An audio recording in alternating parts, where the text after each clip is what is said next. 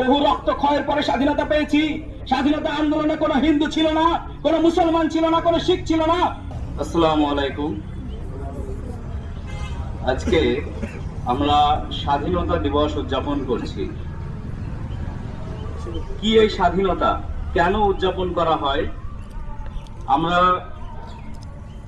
তাদের কাছ থেকে স্বাধীনতা পেয়েছিলাম।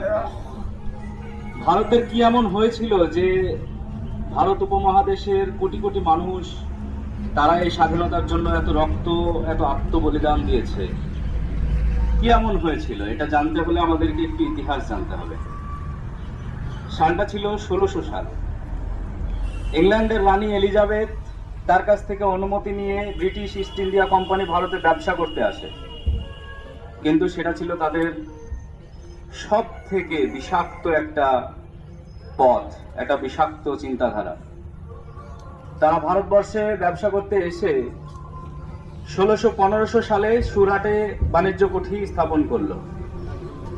তারপর ধীরে ধীরে কলকাতা, মাদ্রাজ, মুম্বাই এরকম করে ভারতবর্ষের বিভিন্ন জায়গায় তারা বাণিজ্য কুঠি স্থাপন করতে থাকলো।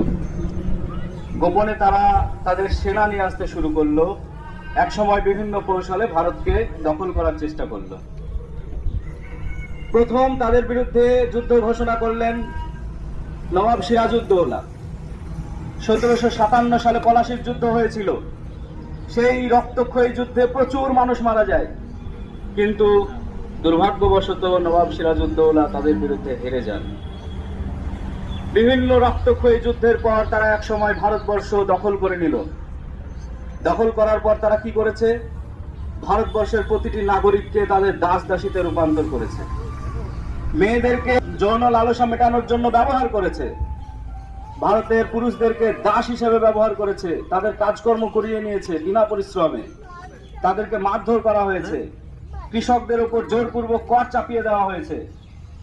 পরবর্তীতে কি হলো?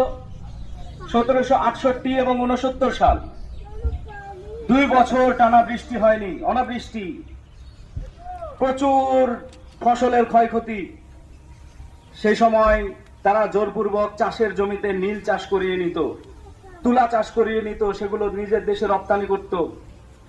ভারতবর্ষে এমনি বৃষ্টির কারণে খাবারের অভাব, তার উপর যেটুকু অল্প খাবার উৎপন্ন হতো সেগুলো তারা অল্প দামে কিনে নিত, কখনো কেড়ে নিত এবং সেগুলো নিজ দেশে রপ্তানি করত। যা কিনে নিত তার কিছু অংশ ভারতবর্ষে উচ্চ দামে বিক্রি করত। ভারতবর্ষের সাধারণ জনগণ সেগুলো কিনে খেতে পারত না। ফলশ্রুতিতে প্রচুর খাদ্য সংকট দেখা দেয়। ভারতবর্ষের মানুষ না খেতে পেয়ে মারা যেতে শুরু করে। তারা কুকুর, বিড়াল, পশু, মরা জীবজন্তু, গাছপালা এইসব খেতে শুরু করে। এক সময় ভারতবর্ষে 3 কোটি মানুষের প্রায় 1 কোটি মানুষ মারা যায়। এটা ছিল 76-এর মন্বন্তর, বাংলা 1176 সাল। এর পেছনে দায়ী ইংরেজরা। এরপরে কি হলো? তাদের বিরুদ্ধে বিভিন্ন আন্দোলন চলতে থাকলো। তাদের বিরুদ্ধে আন্দোলন হয়েছিল, সিপাহী বিদ্রোহ হয়েছিল। তাদের বিরুদ্ধে হিন্দু, মুসলমান, শিখ সবাই মিলে তাদের বিরুদ্ধে আন্দোলন করা হয়েছিল।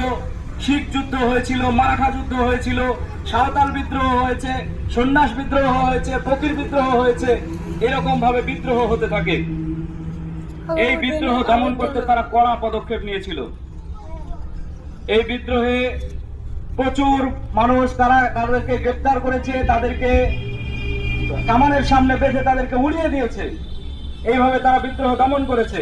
সিপাহী বিদ্রোহে মঙ্গল পান্ডে, বাহাদুর শাহ জাফর, তারপর ছিল রানী লক্ষ্মীবাই, হাজি ইমদাদুল্লাহ, মৌলানা আহমদুল্লাহ, দেওবন্দের প্রতিষ্ঠাতা মৌলানা কাসিম নানুতুবি, রশিদ আহমেদ গাঙ্গুহি। তারা আন্দোলন করেছেন, তারা রক্ত দিয়েছেন দেশের জন্য।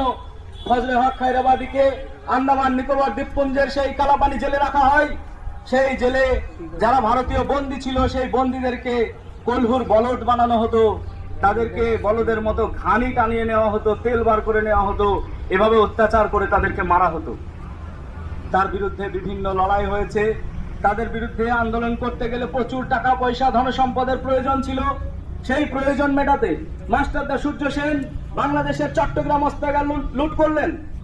তারপরে আমাদের ভারতবর্ষের যুবক আশফাকুল্লাহ খান, রামপ্রসাদ বিসমিল ছিল তার প্রধান বন্ধু।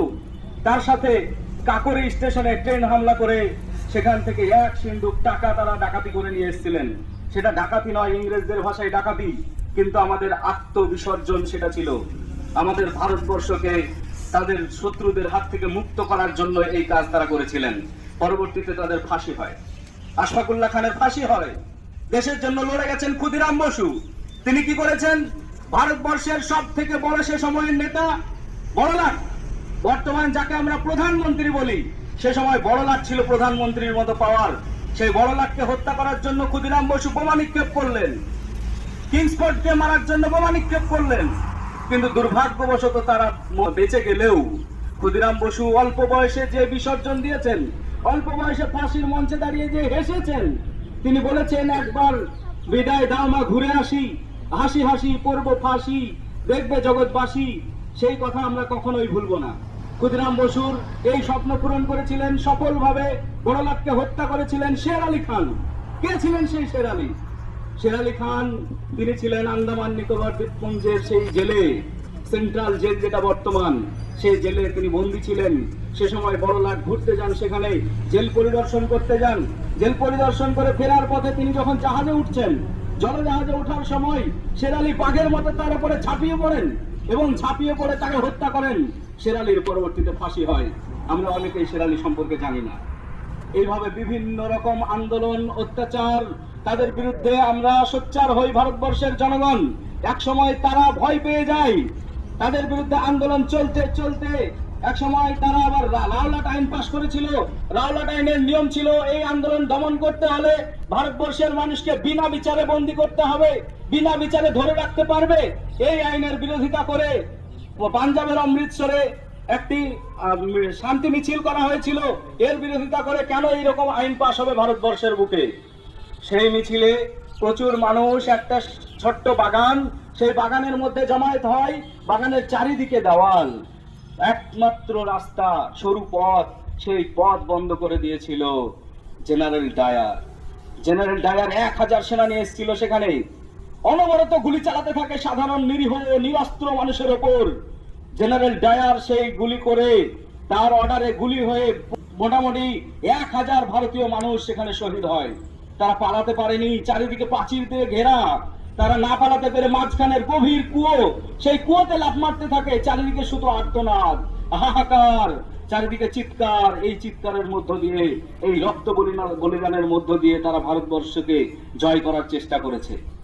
বিভিন্নভাবে আন্দোলন চলতে চলতে শেষ পর্যন্ত মহাত্মা গান্ধী তিনি আন্দোলনে নামলেন। তিনি আইন অমান্য আন্দোলন করলেন, ভারত ছাড়া আন্দোলন করলেন। তিনি বললেন, করেঙ্গে ইয়া মরেঙ্গে, আমরা করব না হয় মরব।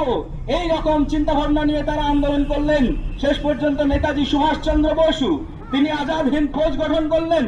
1942, 43, 44, 45, 46 সাল আন্দোলন করতে থাকেন আজাদ হিন্দ বাহিনী। নেতাজি সুভাষ চন্দ্র বসু তিনি বলেছিলেন, দিল্লি চলো, তোমরা আমাদেরকে রক্ত দাও, আমরা তোমাদেরকে স্বাধীনতা দেব। তিনি এই বার্তা দিয়েছিলেন। পরবর্তীতে শেষ আমাদের সবচেয়ে বড় যে আন্দোলন হয়েছিল সেটি ছিল নৌ বিদ্রোহ। সেটি ছিল 1946 সাল। এই নৌ বিদ্রোহ হওয়ার পরে পরপর এরকম আন্দোলন হতে দেখে ভারতবর্ষের ইংরেজদের শেষ যে ভাইসরয় লর্ড মাউন্ট ব্যাটেন তিনি ভয় পেয়েছিলেন। তিনি ভাবতে থাকলেন, এরকম যদি চলতে থাকে তাহলে আমরা এখানে শেষ হয়ে যাব। তিনি শেষ পর্যন্ত ভয় পেয়ে ব্রিটিশ পার্লামেন্টে তিনি বললেন, এই ভারতবর্ষের স্বাধীনতা দরকার। তিনি প্রস্তাব দিলেন। পাশ হলো 1947 সালে স্বাধীনতা। তখন সেদিন ঘোষণা করা হয় 1947 সালে এই 15ই আগস্ট থেকে ভারত হবে সম্পূর্ণ স্বাধীন। সেদিন তিনি এই ঘোষণা করলেন। 14ই আগস্ট রাত্রিবেলা, মধ্যরাত্রে তিনি চলে গেলেন। তিনি এই দায়িত্ব ছেড়ে হ্যান্ড ওভার করলেন। কাকে? ভারতবর্ষের প্রথম প্রধানমন্ত্রী হলেন পণ্ডিত জওহরলাল নেহেরু। এভাবেই আমরা স্বাধীনতা পেয়েছি। বহু রক্তক্ষয়ের পরে স্বাধীনতা পেয়েছি। স্বাধীনতা আন্দোলনে কোনো হিন্দু ছিল না, কোনো মুসলমান ছিল না, কোনো শিখ ছিল না, এমনটা কেউ ভাববে না। কারণ হিন্দু, মুসলমান, শিখ, ঈসাই, দরিদ্র, কৃষক, ধনী কেউ বাদ ছিল না স্বাধীনতা আন্দোলন করতে। সবাই মিলে একসাথে একজোটে রামপ্রসাদ বিসমিলের সাথে আশফাকুল্লাহ খান, ক্ষুদিরামের সাথে শের আলী খান, এইভাবে করে তারা লড়াই করেছে। তারা এইভাবে ভারত জয় করেছে। আজ যারা দেখতে পায় না ভারতবর্ষে, তারা এই ভারতবর্ষকে জয় করেছে। তাদের পড়াশোনা করা উচিত, তাদের ভালো করে ইতিহাস ঘেটে দেখা উচিত। তারা জানে না ইতিহাস সম্পর্কে। আমরা এইভাবে বিভিন্ন রক্তক্ষয়ের মাধ্যমে ভারতের স্বাধীনতা পেলাম। আজ এই ভারতবর্ষে যে শান্তিভাবে আমরা কাজকর্ম করতে পারছি, শান্তিভাবে ব্যবসা করতে পারছি, আমরা এই যে শুদ্ধ বাতাসে নিঃশ্বাস নিতে পারছি, এটি ছিল শুধু তাদের রক্তের দাম। এই রক্তের দামে আমরা এখন নিতে পারছি। যাই হোক, আমি বক্তব্য বেশি লম্বা করব না, আমি বক্তব্য এই মুহূর্তে শেষ করছি। আমাদের ভারতবর্ষ বিকশিত হোক, ভারতবর্ষের উন্নয়নের জন্য আমরা সব সময় এগিয়ে আসব। ভারতবর্ষকে যাতে কেউ ক্ষতিগ্রস্ত না করতে পারে তার জন্য আমরা সব সময় ভাবতে থাকবো।